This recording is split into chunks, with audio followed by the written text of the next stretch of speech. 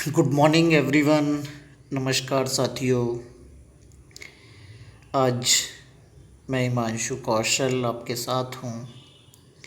UP TET C TET की preparation के लिए पहले दिन की क्लास है, जिसका आप लोगों को काफ़ी दिन से इंतज़ार होगा।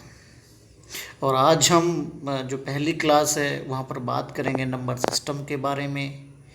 नंबर सिस्टम क्या है, संख्या पद्धति क्या है और उससे किस तरह के क्वेश्चन रिलेट करके आते हैं। अगर वो एक क्लास में अगर कंप्लीट नहीं हो पाएगा तो हम अगर कुछ रह जाएगा नंबर सिस्टम से तो दूसरी क्लास में देखेंगे, ताकि वीडियो ज़्यादा लंबा ना हो। तो सभी मित्रों से और साथियों से कहना चाहूँगा कि चैनल को सब्सक्राइब कीजिए, वीडियो को लाइक कीजिए और शेयर कीजिए, ताकि जो भी लोग गवर्नमेंट टीचिंग के लिए यूपी टेट या सी टेट या सुपर टेट के एग्ज़ाम की तैयारी कर रहे हैं, उन लोगों के लिए बहुत ही हेल्पफुल वीडियोस आने वाले हैं इस चैनल पर। चलिए बात करते हैं आज की क्लास के बारे में। सबसे पहले हम समझते हैं आपकी होती हैं प्राकृतिक संख्याएं, नेचुरल नंबर्स जिनको बोलते हैं, वो कहाँ से कहाँ तक होती हैं। नेचुरल नंबर एक से लेकर अनंत तक, 1 2 3 यानी इनफाइनाइट अनंत तक, एक से लेकर अनंत तक की संख्याओं को प्राकृतिक संख्याएं कहा जाता है। अगर इनके योग की बात करें तो एग्जाम में जो क्वेश्चन आता है वो संख्याओं को योग को लेकर के आता है। तो प्राकृतिक संख्याओं का योग का जो फॉर्मूला होता है वो n+1 और डिवाइडेड बाई 2 होता है। देखिए एग्जाम्पल के साथ में समझते हैं कि अगर आपसे पूछा जाए 1 से लेकर 100 तक की संख्याओं का योग निकालना है तो हम क्या करेंगे। यहाँ पर क्या 1 से लेकर 100 तक यानी कि संख्याओं का जो संख्याएं होंगी, नंबर ऑफ संख्याएं होंगी वो 100 होंगी। तो यहाँ पर n की जो वैल्यू हुई वो 100 हुई। तो यहाँ पर क्या हो गया 100 ब्रैकेट 100+1 डिवाइडेड बाई 2। तो इस तरह से हम इसको कैलकुलेशन लेके यहाँ 2 से हमने 100 को काट दिया 50 टाइम्स एंड इंटू 100 को एक जोड़ दिया 101, और इसका जो 50 और 101 की गुणा है 5050 आ गई है। यहाँ पर अगर हमसे पूछ सकता 1 से लेकर 50 तक की संख्याओं का योग ज्ञात कीजिए, तो यहाँ पर जो n की वैल्यू है वो 50 हो जाती है। या 1 से लेकर 10 तक की संख्याओं का योग पूछता तो यहाँ पर n की वैल्यू 10 हो जाती। इसी तरह से अगर वो पूछता 1 से लेकर 1000 तक की संख्याओं का योग ज्ञात कीजिए, तो वहाँ पर n की वैल्यू क्या हो जाती 1000 हो जाती। चलिए बात करते हैं अगले टॉपिक के बारे में। क्या है दूसरा होती है पूर्ण संख्याएं। पूर्ण संख्याएं 0 से लेकर अनंत तक, होल नंबर्स जिनको बोलते हैं, पूर्ण संख्याएं कहलाती हैं। देखिए नेचुरल नंबर और होल नंबर में सिर्फ फ़र्क कितना होता है, नेचुरल नंबर 1 से शुरू होती हैं अनंत तक जाती हैं, और पूर्ण संख्याएं 0 से शुरू होती हैं और अनंत तक जाती हैं। तीसरा है परिमेय संख्याएं। परिमेय संख्याओं को लेकर काफ़ी कन्फ्यूज़न रहती है। परिमेय संख्याएं वो संख्याएं होती हैं जिन्हें P/Q के फॉर्म में लिखा जा सकता हो। और यहाँ पर ये भी मैसेज होता है कि P/Q यानी कि ये डज नॉट इक्वल टू 0 के नहीं होना चाहिए। देखिए जैसे 3/4 है, 2/3 है, ये क्या है, हमने क्या लिख दिया, इनको P/Q के फॉर्म में लिखा जा सकता है। अब देखिए जैसे कि नॉर्मल संख्या है 5 6 7 8 9 10, अगर उनकी बात करें तो क्या वो परिमेय संख्या है? हाँ वो भी हैं, क्योंकि उन्हें हम क्या है उनको बटे एक करके 5/1 मतलब 5 ही होता है, 6/1 मतलब 6 ही होता है। तो ये सारी क्या हो गई परिमेय संख्या हो गई। लेकिन अगर यहाँ पर बात करें 5/0 6/0 क्या परिमेय संख्या वो नहीं है, क्योंकि ये क्या हो गया यहाँ पर ये नॉट डिफाइंड हो गया। अगर 5/0 की बात करें तो इज इक्वल टू हो जाता है इन्फिनेटिव, यानी कि नॉट डिफाइंड बोलते हैं उसको, हम कोई डेफिनेशन नहीं दे सकते, उसको हम डिफाइंड नहीं कर सकते। तो ये क्या हो गया आपका परिमेय संख्याएं हुई। चलिए अब कई बार क्वेश्चन आता है कि जीरो क्या है, कि परिमेय संख्या है, अपरिमेय है, सम है या विषम है। ये क्वेश्चन कई बार एग्जाम में आता है, तो देखिए समझते हैं। देखिए 0/1, 0 को 1 से भाग दिया जाए तो क्या आएगा 0 आएगा। इट मीन्स क्या है कि ये 0 क्या है परिमेय संख्या है। अब बात करें देखिए 1/0 क्या आएगा इन्फिनेटिव, नॉट डिफाइंड आएगा। इस तरह से हम क्या कहेंगे कि आपका एक क्या है परिमेय संख्या है। अब यहाँ पर बात करें, एक बार कई बार क्वेश्चन होता है -2.5 परिमेय है या नहीं है।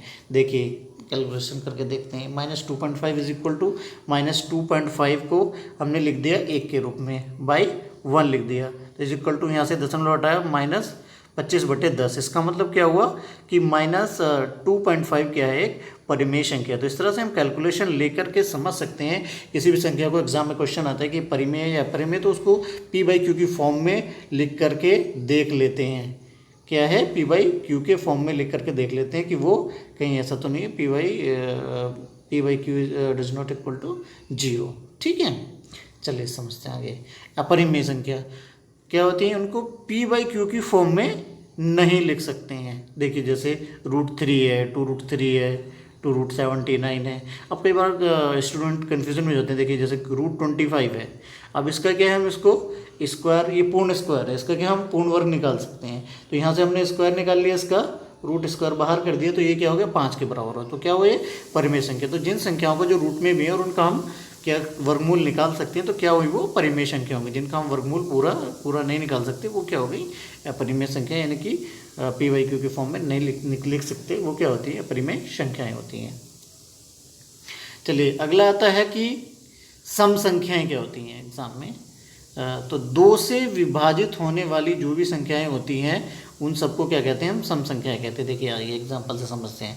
कई बार क्वेश्चन आता है कि 0 क्या है, सम संख्या है विषम संख्या। देखिए 0/2, तो उसको हम 0 को हम 2 से विभाजित करेंगे तो क्या आएगा, 0 आएगा। 6/2 क्या आएगा, 3 आएगा। तो क्या हो गया, 4 को हम डिवाइड करेंगे 2/4, 4/2 तो 2 आएगा, 6/2 3 आएगा, 8/2 आएगा, 4 आ जाएगा।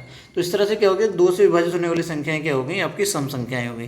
तो यहाँ पर 0 क्या है, एक सम संख्या है। चलिए बात करते हैं विभाजित विषम संख्याएं, यानी कि जो 2 से संख्याएं विभाजित नहीं होती उनको क्या कहते हैं, विषम संख्याएं कहते हैं। जैसे 1, 3, 5, 7, 9, 11, ये सब क्या हैं, विषम संख्याएं हैं। अब बात करते हैं अगला, अभाज्य संख्याएं। देखिए अभाज्य संख्याओं में कन्फ्यूजन रहता है, यहाँ पर थोड़ा सा क्लियर ध्यान से देख लीजिए। जिन संख्याओं के केवल 2 ही टुकड़े हो सकते हैं या 2 ही फैक्टर हो सकते हैं, जिनको केवल 2 टुकड़ों में डिवाइड किया जा सकता है, 2 से ज़्यादा टुकड़े जिन संख्याओं के ना हो सकें, वो होती हैं अभाज्य संख्याएं। देखिए समझते हैं। जैसे सबसे पहले 0 है, 0 के क्या है, कितने टुकड़े हो सकते हैं, केवल 0, उसका और कोई टुकड़ा ही हो ही नहीं सकता। 1 क्या है, उसका भी क्या है, केवल 1 ही टुकड़ा हो सकता है, उससे ज़्यादा हो ही नहीं सकता। अब क्या है, 2 है, 2 है, देखिए उसके 2 टुकड़े हो सकते हैं। 1 उसको 1 से भाग दे सकते हैं और 2 से भाग दे सकते हैं। जैसे 3 है, 3 को हम 1 से भाग दे सकते हैं, 3 से भाग दे सकते हैं। 4 है, 4 को हम किससे भाग दे सकते हैं, 1 से भाग दे सकते हैं, 2 से भाग दे सकते हैं, 4 से भाग दे सकते हैं।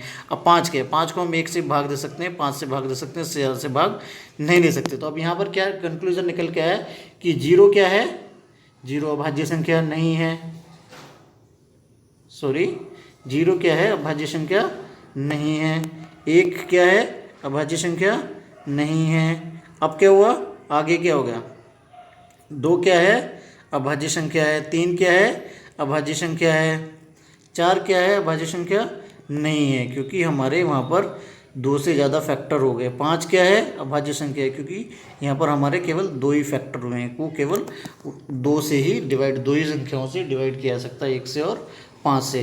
तो यहाँ पर अगर बात करें तो सबसे छोटी अभाज्य संख्या क्या है, सबसे छोटी अभाज्य संख्या क्या है, तो इसके बारे में जानेंगे।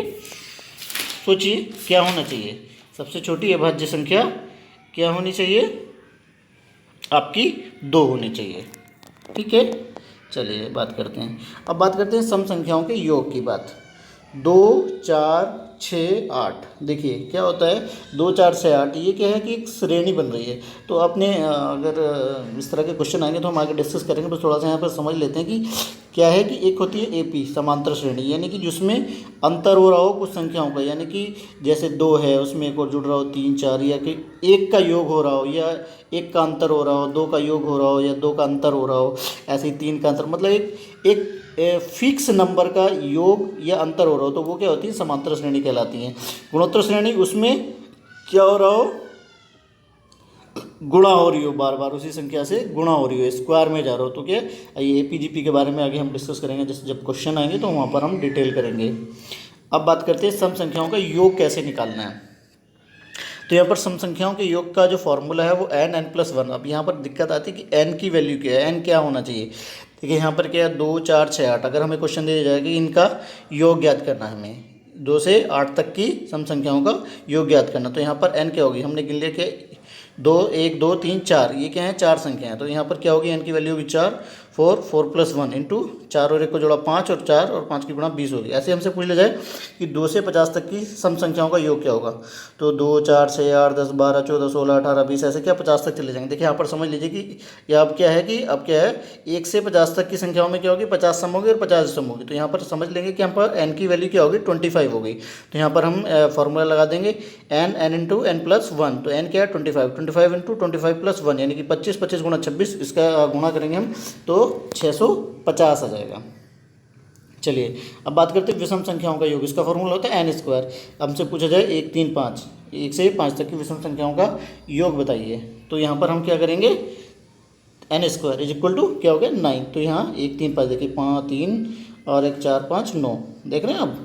हाँ तो अब अगला क्वेश्चन अगर पूछ लिया जाए 1 से 30 तक की विषम संख्याओं का योग क्या हो गया, तो 1 3 5 ऐसे करके क्या चले जाएंगे हम 29 तक, यानी कि 30 क्या है 3 तो विषम संख्या नहीं है यानी कि 30 तक। तो यहाँ पर क्या करेंगे 1 से 30 तक की क्या होगी 15 सम होगी और 15 विषम संख्या होगी। तो यहाँ क्या होगी 15 n की वैल्यू क्या होगी 15 और 15 का स्क्वायर किया 225, यानी कि 1 से 30 तक की विषम संख्याओं का योग क्या हो गया 225 हो गया। चलिए एक और क्वेश्चन ले लेते हैं। यहाँ पर क्या होता है कि 2 से 60 तक 2 से विभाजित होने वाली संख्याओं का योग क्या होना चाहिए। तो यहाँ पर हमें सिंपल समझ लेने वाली बात ये है कि यहाँ पर हम क्या करेंगे 2 से 60 तक। तो यहाँ पर थोड़ा क्या क्वेश्चन क्या है कि घुमाकर पूछ ले गया, क्वेश्चन घुमाकर पूछ ले गया, इसलिए हम कन्फ्यूजन में जाते हैं। तो यहाँ पर सिंपल क्या है कि 2 से 60 तक की सम संख्याओं का योग। तो सम संख्याओं के योग का फॉर्मूला होता है n इंटू n प्लस 1। तो यहाँ पर n इंटू n प्लस 1 क्या हो गया 30 प्लस 1। तो यहाँ पर क्या हो गया देखिए 30 गुणा 31, तो यहाँ पर इसकी गुणा हो गई 930। तो इस तरह के क्वेश्चन एग्जाम्स में आने वाले हैं।